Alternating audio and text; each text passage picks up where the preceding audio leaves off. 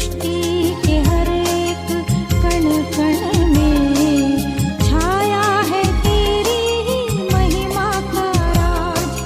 पक्षी भी करते हैं तेरी प्रशंसा, पक्षी भी करते हैं तेरी प्रशंसा। हर पल सुनाते हैं आनंद का राग। मेरी भी भक्ति तुझे ग्रहण हो, हृदय से प्रार्थना करूं। पाप क्षमा कर, जीवन दे दे, दया की याचना करो। तेरी आराधना करूं, तेरी अब सुन रहे हैं सुबह संदेश मॉर्निंग वॉइस। अब प्रफुल्ल दास नेल्सन थॉमस मुंबई से वजन से वाटा जाएगा। उद्धारकर्ता प्रभु यीशु मसीह के अति श्रेष्ठ नाम में शुभ संदेश के हमारे सारे श्रोताओं को एक और बार नमस्कार और जय मसीह की। थोड़ी देर के हमारे मनन के लिए आइए निकालेंगे मरकुस का सुसमाचार 3 अध्याय 13वां पद से लेकर 19वां पद को। Marks gospel chapter 3 versus 13 to 19। प्यारो, हम यीशु मसीह के विभिन्न प्रकार की सेवकाई को ध्यान से देख रहे थे, अध्ययन कर रहे थे। अब यहाँ देखते हैं यीशु मसीह के अगला मुख्य कार्यक्रम अपने प्रेरितों को नियुक्त करते हैं। हमने इसके पहले देखा यीशु ने कई शिष्यों को अपने साथ बुलाया। शिष्यों का एक बड़ी झुंड उसके पीछे हो लेते हैं, लेकिन यहाँ देखते हैं प्रभु यीशु मसीह उन शिष्यों का यानी चेलों का झुंड में से 12 लोगों को प्रेरितों के रूप में चुनते हैं। जब लूका इसी घटना को 6 अध्याय में उसका 13वां पद में इस प्रकार कहते हैं, जब दिन निकला तो उसने अपने चेलों को अपने पास बुलाया और उनमें से 12 को चुनकर उन्हें प्रेरित नाम दिया। मतलब उनके पीछे आए हुए शिष्यों में से या चेलों में से 12 लोगों को प्रभु यीशु मसीह चुनते हैं अपने प्रेरितों के रूप में या अपोस्तल के रूप में। यहाँ से 4 मुख्य बिंदु विषय जल्दी से जल्दी हमें देखना है। पहली बात यह है प्रभु यीशु मसीह का दूरदृष्टि के बारे में। और यीशु मसीह स्वयं जानते हैं उनकी सेवकाई 2.5 या 3 साल के अंदर समाप्त होना है। जिस उद्देश्य में प्रभु यीशु मसीह संसार पे आया, मतलब मनुष्य जाति के पाप के प्रायश्चित के लिए बलिदान होकर मृतकों में से जी उठकर वापस स्वर्ग जाएंगे। इस प्रकार यीशु मसीह चले जाने के बाद उनकी सेवकाई को, उनका कार्य को आगे बढ़ाने के लिए यहाँ देखते हैं 12 लोगों को चुनते हैं। यहाँ बहुत महत्वपूर्ण एक सबक हमको मिलते हैं। दुख की बात है, अधिकांश इंसान ये बात नहीं सोचते हैं हमारे संसार का जीवन का अंत होगा। एक नई पीढ़ी को हमारे जिम्मेदारियों को सौंप कर हमें जाना है, इसलिए एक नई पीढ़ी का तैयार करना है।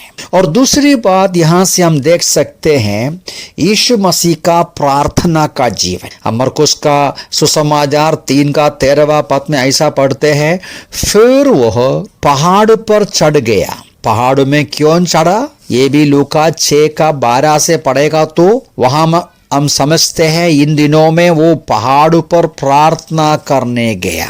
प्रभु यीशु मसीह अपने 12 प्रेरितों को चुनने के या नियुक्त करने के पहले पूरा रात पहाड़ पर अकेला प्रार्थना में बिताया। ये भी हमारे लिए सबक है। यीशु मसीह संपूर्ण मनुष्य, संपूर्ण परमेश्वर, इस संसार में अपनी सारी सेवकाई, सारा कार्यक्रम पिता परमेश्वर से पूछ कर किया, प्रार्थना के साथ किया। तो हमें भी कितना आवश्यक है, हम मनुष्य जाति, हम निर्बल, जो हम समझते नहीं बराबर, हमारे जीवन के हर एक बातों में, विशेष रूप से हमारे जीवन के खास निर्णय या कदम के समय कितना अधिक हमें प्रार्थना करना होगा। परमेश्वर का वचन हमें समझाता है प्रभु के लोगों को निरंतर प्रार्थना करना है, प्रार्थना में लवलीन करना चाहिए। सारी आवश्यकताएं, सारा दुख और वेदना को धन्यवाद के साथ प्रार्थना में प्रभु के पास रखना है। तब हमारे हृदय में परमेश्वर की शांति हमारे मनों को, हृदयों को संभालेगा। और यहाँ से हमें सीखने का तीसरा सच्चाई ये है, यीशु मसीह अपने प्रेरितों के रूप में 12 लोगों को चुनते हैं। किस प्रकार के लोगों को चुना?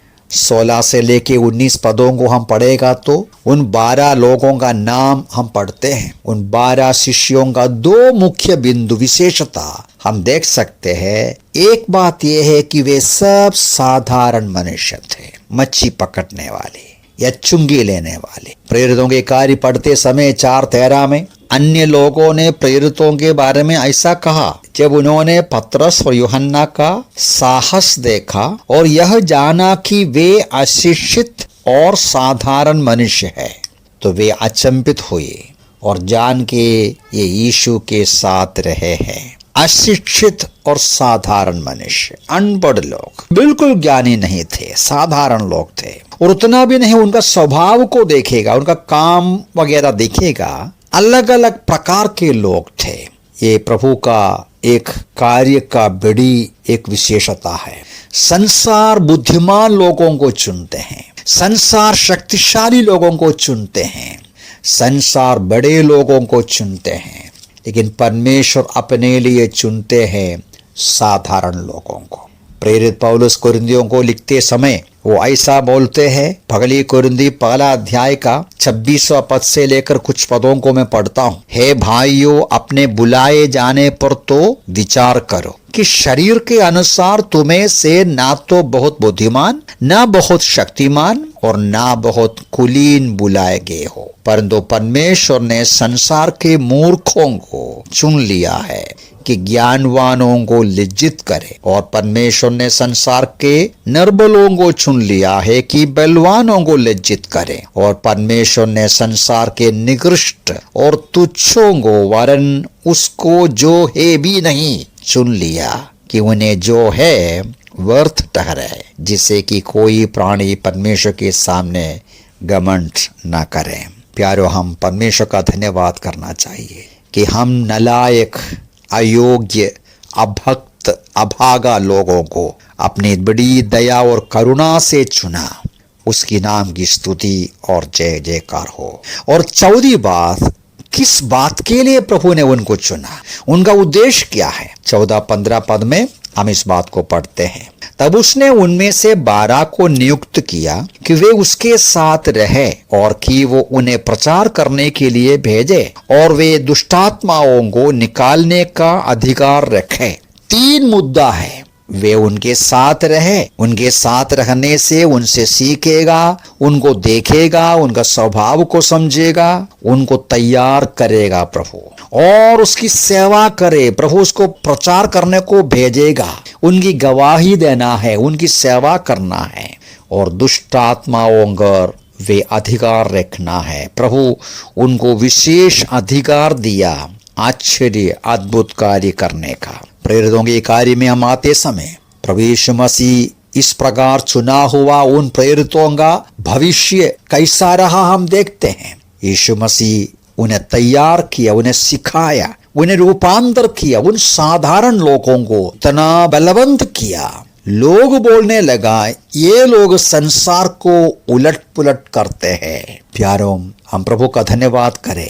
प्यारों, हम 4 बिंदु देखा, हमें यहाँ से सबक सीखना है। पहली बात यह है, प्रभु यीशु मसीह के समान एक दूरदृष्टि हमें चाहिए। हमारी जिम्मेदारियों को पूरा करना है, कर्तव्य को पूरा करना है, एक नई पीढ़ी को तैयार करना है। हमें प्रार्थना में लगे रहना है। हमारा सारा निर्णय, सारा कदम परमेश्वर के इच्छा के अनुसार हो, और हम प्रभु का धन्यवाद करना है कि हम नालायक लोगों को उसने चुना। इसलिए हमें चुना है कि हम उसके साथ रहे, उनसे सीखे, उनसे सुने, उसकी सेवा करें। प्रभु का हम धन्यवाद करना चाहिए। अपने आप को प्रभु के अधीन करना चाहिए। हमारी सारी कमियां, सारी कमजोरी, सारी निर्बलताओं के बावजूद भी यदि प्रभु के वचन को मानकर पालन कर कर उसके साथ हम रहेंगे, चरणों में रहेगा, तो वो हमें तैयार करेगा, रूपांतर करेगा, हमें इतना शक्तिशाली बनाएंगे, महान कार्य प्रभु हमारे द्वारा करेगा। इन वचनों से प्रभु हमें सहायता करें। प्रभु के नाम की महिमा हो।